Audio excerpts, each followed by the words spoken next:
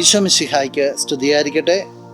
പ്രിയ സഹോദര സഹോദരി, നിനക്ക് നല്ല ഒരു ദിവസം നേരുകയാണ്. ഇന്ന് നിൻ്റെ എല്ലാ നിയോഗങ്ങളിലേക്കും ജീവിതത്തിലേക്കും ഈ ഈശോ കടന്നു വരട്ടെ എന്ന് പ്രാർത്ഥിക്കുന്നു. വിശുദ്ധ മത്തായി അറിയിച്ച സുവിശേഷം 7-ാം അധ്യായം 21-ാം തിരുവചനം. കർത്താവേ കർത്താവേ എന്ന് എന്നോട് വിളിച്ചപേക്ഷിക്കുന്നവനല്ല, എൻ്റെ സ്വർഗസ്ഥനായ പിതാവിൻ്റെ ഇഷ്ടം നിറവേറ്റുന്നവനാണ് സ്വർഗരാജ്യത്തിൽ പ്രവേശിക്കുക. ഈശോ വളരെ കൃത്യമായിട്ടാണ് പറയുക, സ്വർഗരാജ്യം ആർക്കുള്ളതാണ്. പ്രൈസ് ആൻഡ് വർഷിപ്പിൻ്റെ തലത്തിലല്ല ഈശോ പറയുക. പിതാവിൻ്റെ ഹിതത്തിന് ആരൊക്കെ വില കൊടുക്കുന്നോ അവനാണ്, അവളാണ് സ്വർഗരാജ്യത്തിൽ പ്രവേശിക്കുക.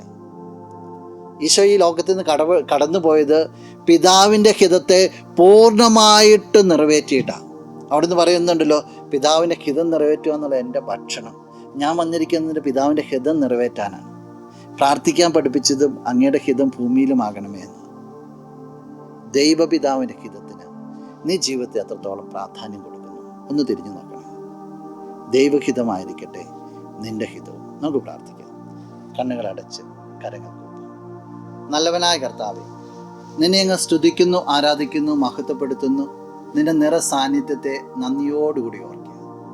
ഈശോ ഈ വ്യക്തിയെ അനുഗ്രഹിക്കണമെന്ന് പ്രാർത്ഥിക്കുക. ഈ വ്യക്തി ആയിരിക്കുന്ന നിലയിൽ ഈ വ്യക്തിയെ സഹായിക്കണമെന്ന് പ്രാർത്ഥിക്കുന്നു. നിന്റെ ഹിതത്തിന് വില കൊടുക്കുവാനും അത് ജീവിതത്തിൽ കൊണ്ടുവരുവാനും ഈ വ്യക്തിയെ നീ സഹായിക്കണമേ. ഈ ദിവസത്തിന് വേണ്ടത് അനുഗ്രഹങ്ങളും കൃപകളും സംരക്ഷണവും എല്ലാം നൽകണമേ, ഇപ്പോഴും എപ്പോഴും എന്നേക്കും. ആമേൻ.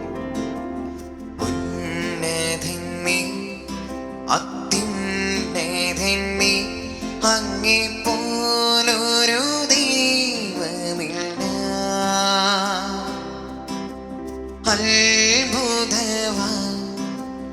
അതിശയവാൻ നീ മാത്രമേ ദൈവം.